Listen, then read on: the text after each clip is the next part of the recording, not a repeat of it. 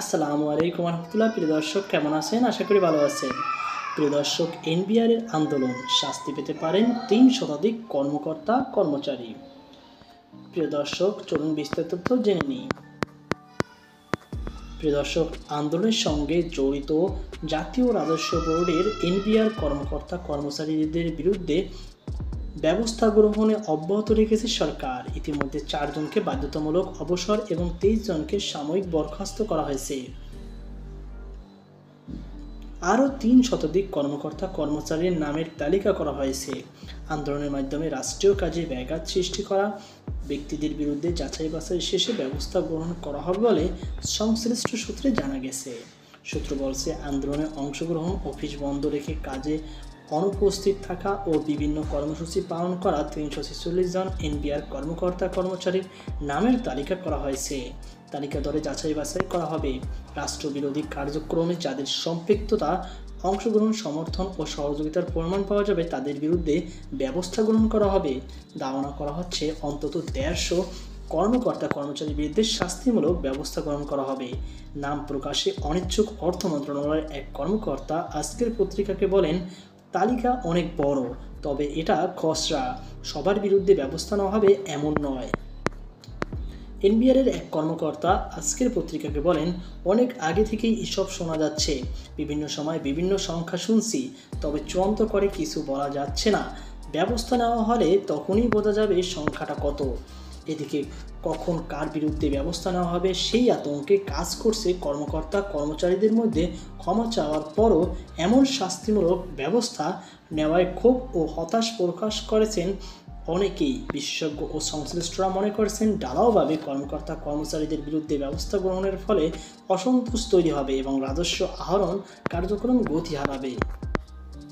গত ১২ই মে সরকার এনবিআর পুনর্গঠনের অংশ হিসেবে এনবিআর ভেঙে ২টি বিভাগ, রাজস্ব নীতি ও রাজস্ব ব্যবস্থাপনা গঠনের জন্য অধ্যাদেশ জারি করে।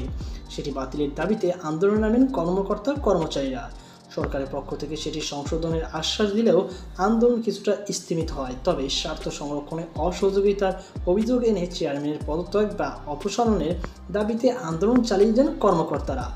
২২ জুন কয়েকজন কর্মকর্তাকে বদলি করে আদেশ জারি করে এনবিআর।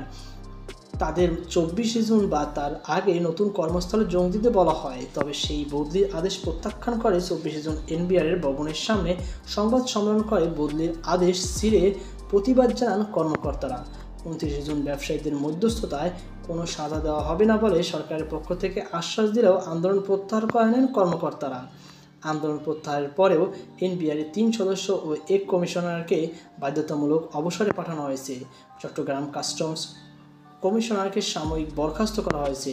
বদলির আদেশ ছিঁড়ে ফেলায় গত মঙ্গল ও বুধবার যথাক্রমে ১৪ ও ৯ মিলিয়ে মোট ২১ জন কর্মকর্তা কর্মচারী এবং চেয়ারম্যানের বিরুদ্ধে কটূক্তি করায় একজন কর্মচারীকে সাময়িক বরখাস্ত করা হয়। ১৬ কর্মকর্তার বিরুদ্ধে তদন্ত নেমেছে দুর্নীতি দমন কমিশন তথা দুদক। আরও অনেকের বিরুদ্ধে ব্যবস্থা নেওয়া হবে বলে আলোচনা করা হয়েছে। এ বিষয়ে নাম প্রকাশ না করে এক কর্মকর্তা বলেন, কিছু বলার মতো পরিস্থিতি নেই। আমরা রাজস্ব সংস্কারের পক্ষে ছিলাম, কিন্তু প্রতিশ্রুতি দেওয়ার পরও আমাদের বিরোধী পক্ষ বানিয়ে আমাদের বিরুদ্ধে ব্যবস্থা নেওয়া হলে রাষ্ট্রের কোনো উপকার হবে বা না? নিশ্চয়ই। একের পর এক শাস্তিমূলক ব্যবস্থা গ্রহণ করলে দেশের রাজস্ব কার্যক্রম বিঘ্নিত হবে বলে মনে করেন এনবিআরের কর্মকর্তা ও বিশেষজ্ঞরা। এনবিআরের এক কর্মকর্তা বলেন, জুলাই অভ্যুত্থানের পরে পুলিশের মোরাল ভেঙে গেছে, ১ বছরেও ঠিক হয়নি। এর ফলে ভোগান্তিতে পড়েছে আমরা সাধারণ মানুষ। রাজস্ব খাতেও সেরকম একটা সেক্টর। ব্যবসায়ীদের মধ্যস্থতায় ১৯ জুন রাত থেকে সবাই কাজ শুরু করলো। উপদেষ্টার সঙ্গে বৈঠকে আমরা বললাম, মোরাল যাতে ডাউন না হয় তা বিবেচনা করতে। ওনারা বলেছেন, দেখবেন এরপর এরকম হলে তো মোরাল ঠিক থাকে না, যেটার প্রভাব পড়বে কাজে। সরকারের সাবেক আমলা ও জনপ্রশাসন বিশেষজ্ঞ ফিরোজ মিয়া আজকের পত্রিকাকে বলেন, গণহারে ব্যবস্থা নিতে থাকলে কর্মচারীদের মধ্যে ভীতি দেখা দেবে, কাজকর্মে নিরুৎসাহিত হবে, ক্ষোভ দানা বাঁধবে। ক্ষোভ প্রকাশ না করলেও কাজকর্মে শৈথিল্য বাড়বে, রাজস্ব আহরণ কমবে। সরকারের কৌশল অবলম্বন করা উচিত ছিল, দমন পীড়ন দিয়ে মন জয় করা যায় না।